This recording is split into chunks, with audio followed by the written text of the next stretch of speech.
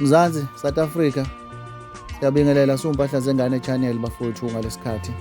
Ngaphandle-ke kokuchitha isikhathi kakhulu, indaba iqondene ngqono naledi nobani noKhuzani bafowethu. Umfowakho uba niyamazi, naledi futhi niyamazi aphiwe.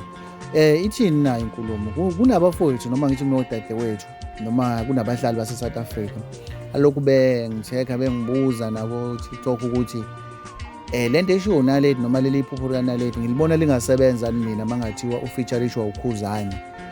Ngoba kunabanye abaze bephumela obala bethi abayiboni bona leyo nto ingasebenza ngoba amazwi alabantu aphezulu bobabili, yabo.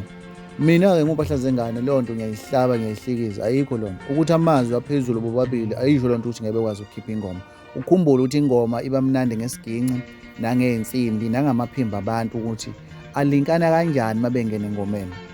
So i-message ephelele noma impendulo ephelele ithi ingoma mayenziwe ngendlela yaba kwi-standard futhi engikholwa ukuthi vele kungenzeka ngoba bobabili sebewujwayele umusic. Khuzani semdala kakhulu futhi emculweni. Ingoma ingadla abantu, ingoma ingashaya amamiliyoni njengezinye. So iphupho lengane engathi lingafezeka. Ngiyafisa ngila ngumfowakho ukuthi ingane ayinake noma ayinike i-chance bafowethu.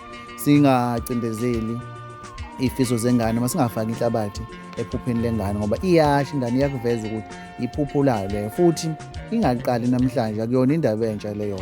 Uma uzokhumbula kahle ngicabanga ukuthi 2 years back kunevideo eyaduma nje ingane ikhuluma nothisha wayo ukuthi iyafisa ngelinye ilanga ukucula nomculi onjengoKhuzani emculweni kaMaskandi, yabo.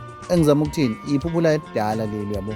And futhi iyakuveza nakulezi zinsuku ukuthi uma ingafeature-ishwa uyena hhayi kube kufezekile noma lobe lifezekile iphupho layo.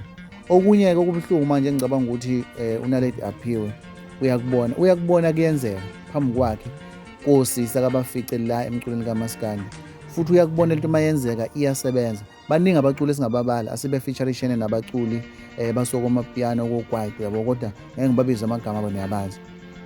So ngicabanga ukuthi uNaledi naye uyabuka ukuthi lento le mayengayithiwa ngampela le chance uyayithola, uyazi ukuthi izomsiza kuphi, uyazi ukuthi yena futhi ingamsebenzelaphi njengomculi osafika, njengomculi osasemncane, yabo. So ngicabanga ukuthi abafowethu baphendulekile noma odadewethu baphendulekile kade bengibuza lokhu bengithe because mhlawumbe lento sokuphele inyanga lokungibuzwa ngayo. So ngithe ngiphawule namhlanje ngayo. Ngithe ngiphawule ukuthi cha, ayikho into engavimba futhi ayikho into engenza ingoma ukuthi inganakwa. Ingoma mayine message, ingoma imnandi, izodla abantu ingoma, definitely sure lapho. Izodla abantu, ijabulelwa abantu. Ukhumbule uNaledi unabalandeli bakhe, uKhuzani unabalandeli bakhe, unabanye abantu futhi base-South Africa abangasomlandeli umuntu, kodwa ingoma mayimnandi bayayidlala futhi bayayilalela. So ingoma nje ingadla abantu, ithandwe futhi kakhulu abantu. Ngiphinde futhi ngikuveze lokhu ukuthi ingani laba abangithekhayo noma laba abangibuzayo bengibuza ngommusic noma ngomculo bangibuza ngobani. Ingoba abanye engiphila nabo bayazi ukuthi ngisondelene kakhulu noma ngikhule ngaphansi kwabantu abahlabelela professional ezingeni eliphezulu. So bayazi ukuthi nginalo vele ulwazi lomusic. Ulwazi enginalo ngangokuthi ngingakwazi ngisho ukumanagela ngisho ingane yakho mayifuna ukuba umculi, nginika amathiphu, ngiyitshele ukuthi uyiphatha kanjani mangabe umculi ukuze udume, uhlele futhi kuyi-level. Yiziphi izinto ofuna uzenze mawushaya ingoma, ufuna wenze maphi amathiphu, yabo.